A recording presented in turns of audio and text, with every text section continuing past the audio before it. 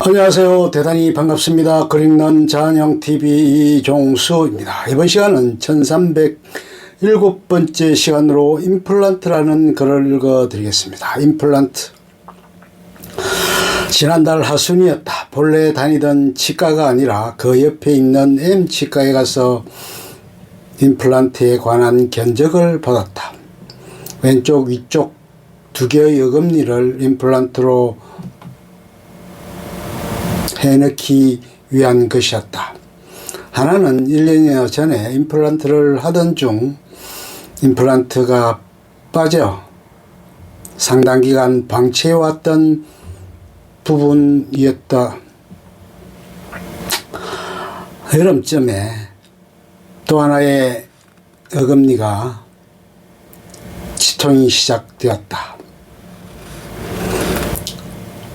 이전부터 단골로 다니던 치과에서 의사로부터 치아의 발치를 여러 차례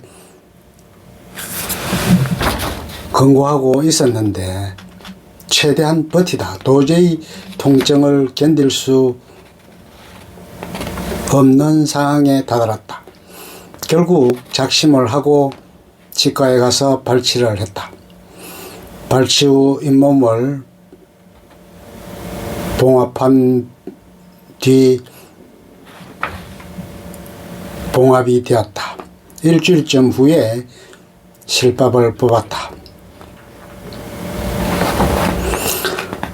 의사가 권유하기로는 틀니를 해서 보완을 하는 것이 필요하다는 설명을 하고 비용은 80만원 정도라는 설명을 해줬다.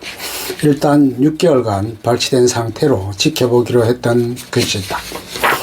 이제 거의 발치 후 6개월이 지난 상태였기에 치과를 찾은 것이었다. 임플란트 견적의 내용은 이랬다.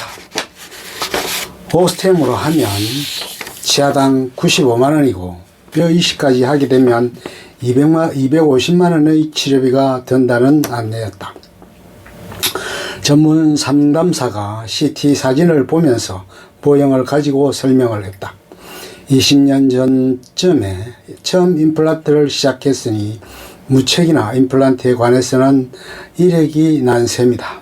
며칠 후 길 건너편의 B치과에 가서 두 번째 임플란트에 관한 견적을 받고자 했다. 그랬더니 한 개에 위치하는 본래 있었던 치아가 임플란트를 했었는데 그것이 빠진 것이라고 했더니 인근에 있는 대학병원 치과병원에 가보라는 권유를 했다.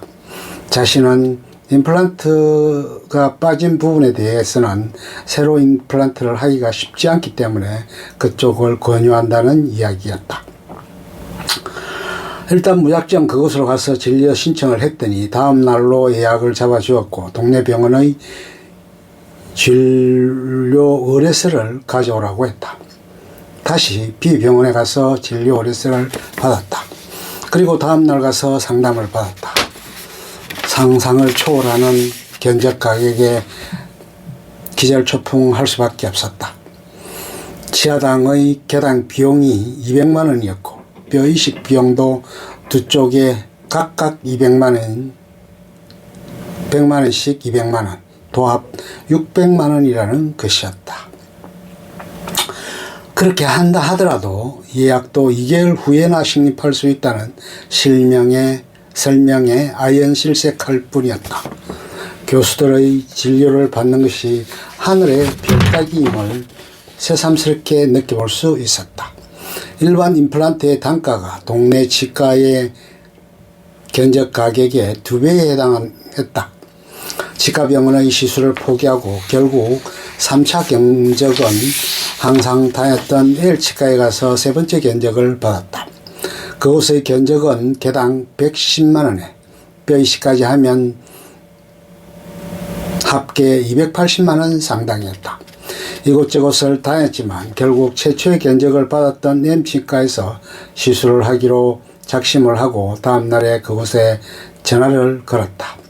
전화로 견적을 좀 더 절충해서 제법 그래도 어깃장을 놓아 그래도 할인을 받았다. 마침 당일 오전에 예약했던 시술 환자의 수술이 취소되어 곧바로 시술이 가능하다는 회신이었다. 채비를 해서 치과를 찾았다. 일단 마취부터 시작했다. 자리를 수술실로 옮겨 본격적인 뼈이식과 임플란트 식립 작업에 들어갔다. 잇몸을 절개한 후 잇몸의 상태에 따라 뼈이식만 하고 임플란트의 식립은 뼈가 굳은 후에 할 수도 있다는 설명이었다. 요란한 드릴 소리와 함께 시술이 시작되었다. 잇몸이 괜찮았는지 뼈이식과 임플란트의 뿌리 식립 작업이 있었다. 최종 마무리는 절개된 잇몸 부위를 수술용실로 봉합하는 절차를 밟았다. 최종적으로 시술이 된 상태에서 사진 촬영이 있었다. 의사의 설명으로는 시술이 잘 되었다고 안심시켜 주었다. 안내 데스크로 나오니 종이 가방을 하나 주었다. 임플란트 유의사항 등이 적시된 안내문이 들어있었고 그 내용을 설명을 해주었다. 본죽에서 제조한 죽도 한 그릇 들어있었다. 수술 부위에 냉찜질을 할 수 있는 얼음팩도 들어있었고 수술 부위에 피를 지혈할 수 있는 거저도 여분으로 들어있었다. 가글용 구강 청정제도 한 병 들어있었다. 1일 2, 3회 1분 동안 가글하라고 되어 있었다. 정식 명칭은 오스템 클로로헥시딘 액이라고 병에 부착되어져 있었다. 0.12%의 클로로헥시딘 글루콘산 염액이 들어있다고 한다. 시술 후 2시간 후까지 거즈를 물고 있어야 했고 처방전도 주었다. 항생제가 들어있는 약이었고 3일분이었다. 다음 이야기란 다음 날로 시술 부위를 소독하는 일이었다. 그 다음 예약은 일주일 후 실밥을 뽑으러 와야 했다. 처방전을 들고 약국에 들러 항생제가 든 약을 지어 귀가했다. 수술 부위에는 거즈가 상처 부위를 단단히 누르고 있었다. 2시간 후까지 계속 거즈를 물고 있어야 했는데 거즈를 꺼내보니 핏물이 배어져 있었다. 거즈를 7, 8회 정도 갈았다. 계속적으로 피가 나는 상태이니 식사를 할 수도 없어 선식으로 해결을 했다.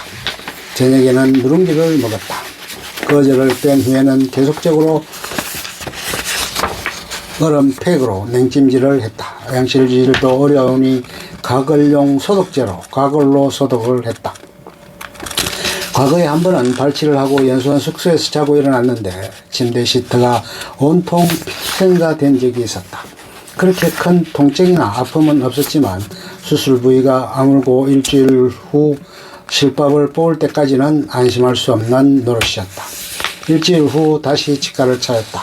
실밥을 뽑고 잇몸 치료를 했다. 이제 남은 것은 임플란트의 마지막 과정으로 2, 3개월 후 치아 형태의 본을 뜨고 임플란트를 이식하는 과정을 거치게 되면 작업이 마무리되는 셈이다.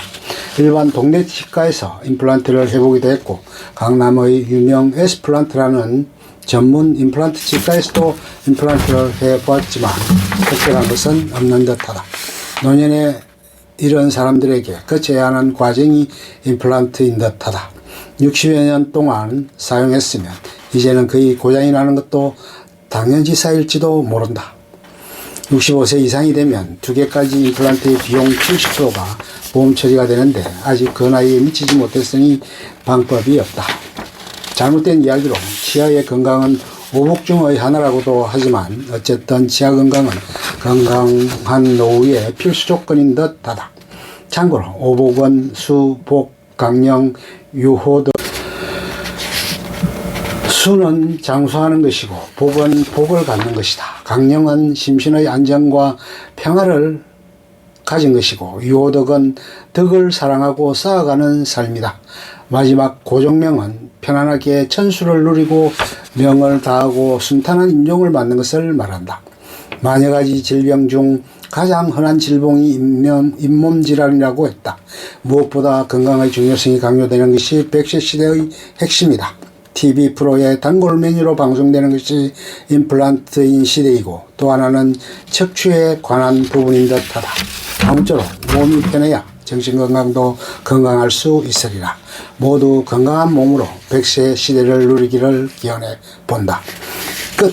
좋으면 좋아요, 구독, 알림 설정 눌러주세요. 감사합니다.